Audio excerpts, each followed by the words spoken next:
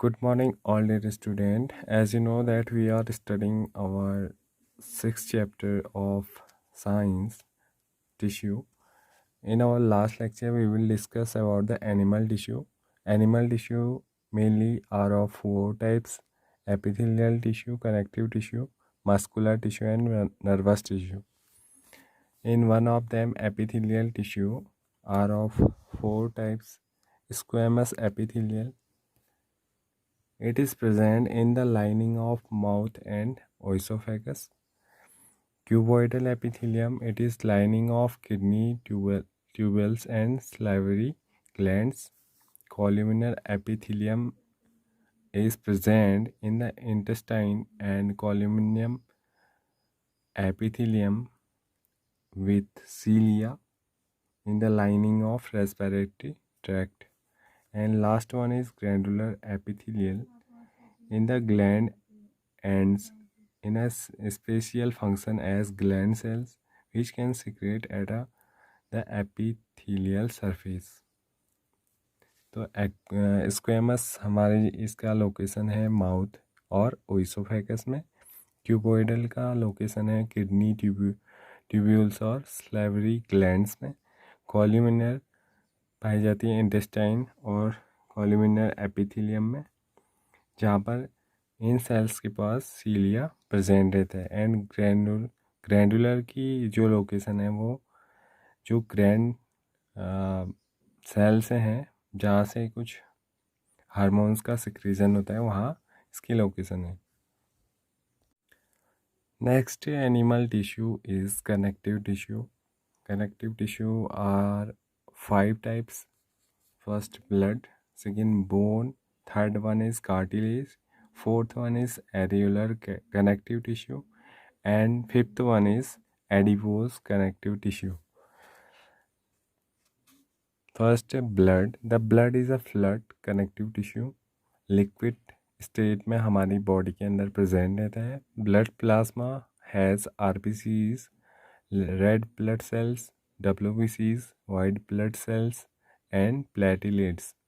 ये हमारे ब्लड की कंपोजिशन है. 3 टाइप्स के कंपोनेंट हमारे ब्लड में पाए जाते हैं.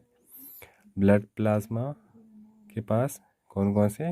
RBCs, WBCs and platelets. Blood plasma contain proteins, salt and hormones. जो लिक्विड है जिसमें 3 के 3 कंपोनेंट डिसॉल्व स्टेट में रहते हैं, उसके पास होते हैं प्रोटीन, सॉल्ट और hormones. Blood flows and transport gases, digested food, hormones and waste materials. इन सारे पार्टिकल्स को ट्रांसपोर्ट करने का काम कौन कौन से पार्टिकल्स? गैसेस के, डाइजेस्टिव फूड के, हार्मोन्स और वेस्ट मटेरियल्स को एक प्लेस से दूसरे प्लेस तक ट्रांसपोर्ट करने का इसका वर्क है. Second part is bone. The bone is connective tissue with hard matrix. एक कनेक्टिव टिश्यू है जिसमें हार्ड मैट्रिक्स पाया जाता है कैल्शियम का और फास्फोरस का. composed of calcium and phosphorus. A bone is connected by another bone with connective tissue called ligament. A bone is connected by muscle with another connective tissue is called tendon. 2 type के यहाँ पर junctions हमें देखने को मिलते हैं जहाँ पर बोन्स के साथ कनेक्टेड रहते हैं, वहाँ पर लिगामेंट्स प्रेजेंट रहते हैं, और जहाँ पर बोन्स मसल के साथ कनेक्ट रहते हैं वहाँ पर टेंडन हमें देखने को मिलते हैं. Next is cartilage. It is tissue with solid matrix composed of protein and sugars. 3 main particles semi liquid stage में और सेमी सॉलिड स्टेट में प्रेजेंट रहते हैं. इसमें कौन कौन से? Protein and sugar. ठीक है. सॉलिड मैट्रिक्स के साथ डिसॉल्व रहते हैं. It is commonly seen in nose, air, trachea and larynx. इन सारे पार्टिकल्स में इन सारे पार्ट्स में बॉडी की कार्टिलेज प्रेजेंट रहती है. Next part is areolar connective tissue. It is found between the skin and muscle. Muscle और skin के between ये layer है around the blood vessel और किसके चारों blood vessels के चारों. It support internal organ and aids in repair of tissue. Internal organs को सपोर्ट करना और साथ ही क्या करना, रिपेयर करना टिश्यू को, इनका वर्क है. Last type is adipose connective tissue. It is filled with fat globules for the storage of fat. Adipose tissue भी स्किन के जस्ट नीचे पाई जाती है और इसका जो वर्क है वो है फैट को स्टोर करना और ये इंसुलेटर के रूप में अपना वर्क करती है. Third type of animal tissue is muscular tissue.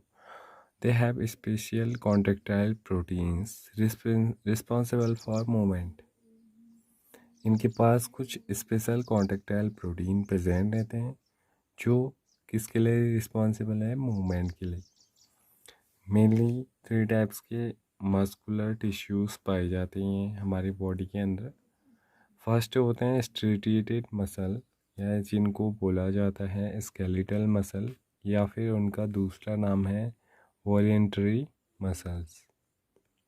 ठीक है. They are cylindrical, unbranched and multinucleated. They have dark band and light band. इनका अगर हम स्ट्रक्चर देखें तो इनके स्ट्रक्चर में हमें कुछ dark band and light bands दिखाई देते हैं.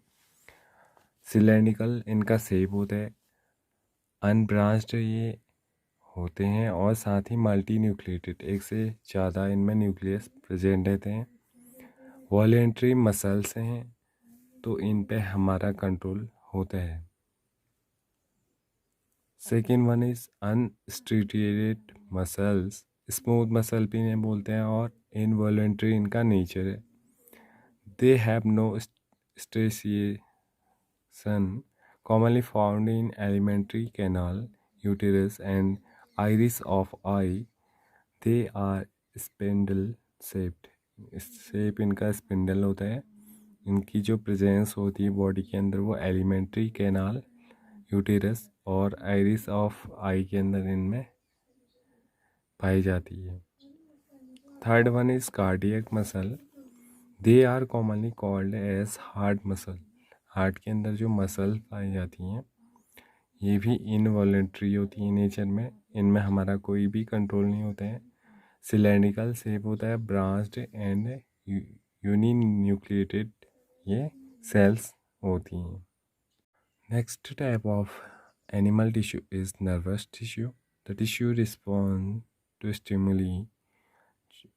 The brain, spinal cord and nerves are composed of nervous tissue और neurons. नर्वस टिश्यू हमारी बॉडी के अंदर सारे स्टिमुलस को के लिए रिस्पॉन्ड करने वाला एक सिस्टम है जिसके पार्ट के अंदर ब्रेन, स्पाइनल कॉर्ड और न्यूरॉन्स आते हैं. A neurons consist of a cell body, cytoplasm, nucleus, dendrite, axon, nerve ending. इतने पार्ट हमारे एक न्यूरॉन के अंदर दिखाई देते हैं. The neuron impulse allow us to move our muscle when we want to respond to stimuli. जब भी हमारे बॉडी में कोई स्टिमुली प्रेजेंट रहती है तो उसके लिए हमारी बॉडी को हमारा माइंड क्या करता है, अपने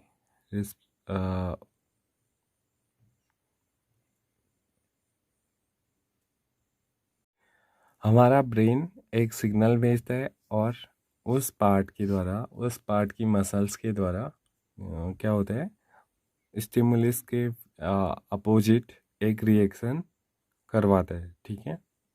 तो चैप्टर 6 यहीं पर कंप्लीट होता है. I hope you understand this chapter. कोई भी अगर आपको क्वेरीज प्रॉब्लम हो तो आप मुझे कांटेक्ट कर सकते हैं. Thank you.